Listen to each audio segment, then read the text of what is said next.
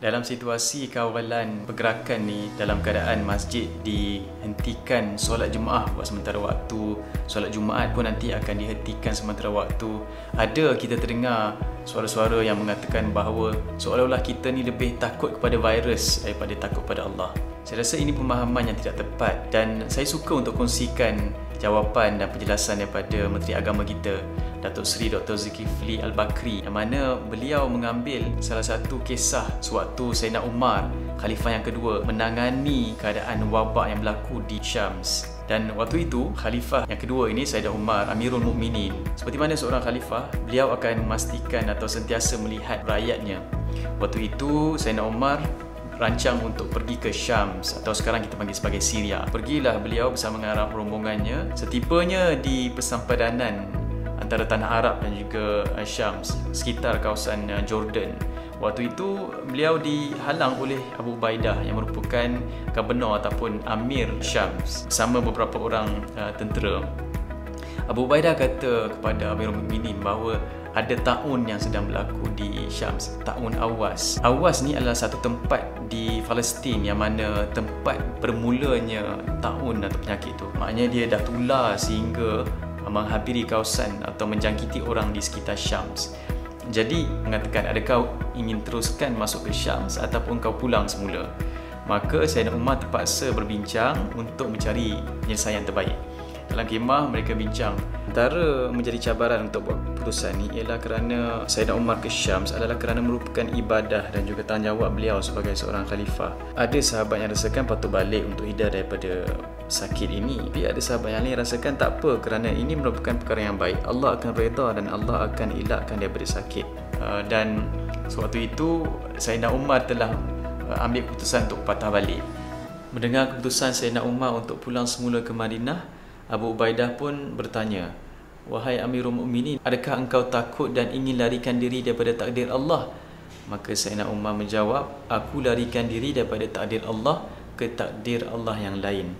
Menarik jawapan Sayyidina Umar itu. Kemudian bangkit pula salah seorang sahabat Rasulullah SAW juga, iaitu Abdurrahman bin Auf, mengingatkan kepada sahabat yang ada ketika itu tentang satu hadis yang pernah Rasulullah SAW sampaikan. الوباء ببلد فلا تقدموا عليه وإذا وقع وأنتم به فلا تخرجوا فرارا منه.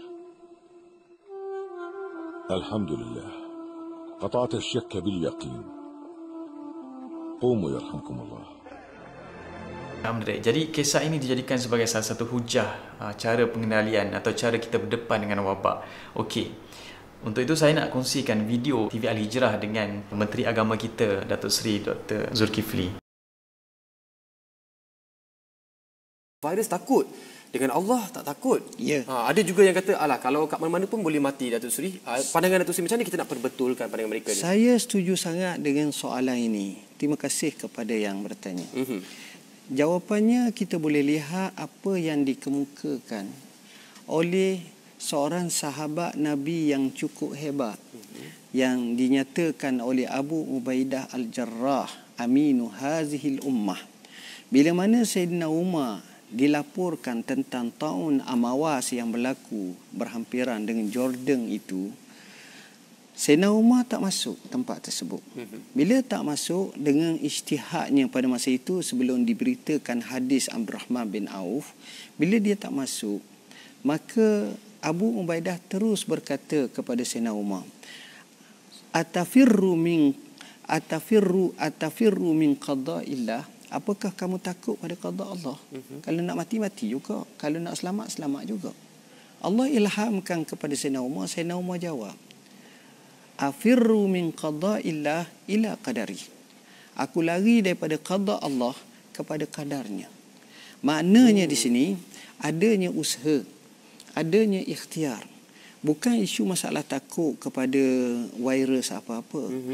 Kita dalam Islam diajar mengambil hukum sebab tanpa menafikan hukum musabbib.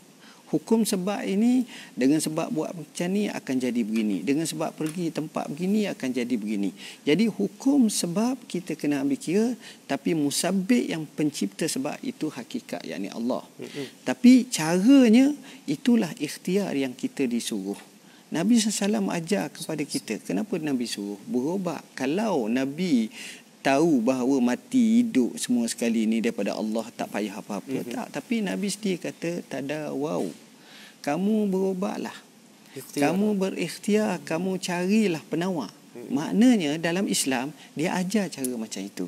Jadi nak jawab macam itu, bukan dengan mana kita berikhtiar, kita quarantine, kita makan ubat, kita mengikut arahan Kementerian Kesihatan, bermakna kita seolah-olah takut kepada mereka, bukan takut kepada Allah. Bukan begitu sebenarnya. Bukan begitu. Maksudnya bila menjaga kesihatan itu juga sebagai menjaga perintah Allah. Ya. Baik. Dan Alhamdulillah. Jadi itu pandangan Datuk Seri Zulkifli Al-Bakri berkaitan ni. Mudah-mudahan kita semua memahami inilah merupakan cara Islam ajar untuk kita tidak menjangkiti orang lain dan kita sendiri terhindar daripada dijangkiti. Mudah-mudahan insya-Allah kita semua selamat. Stay safe, stay at home.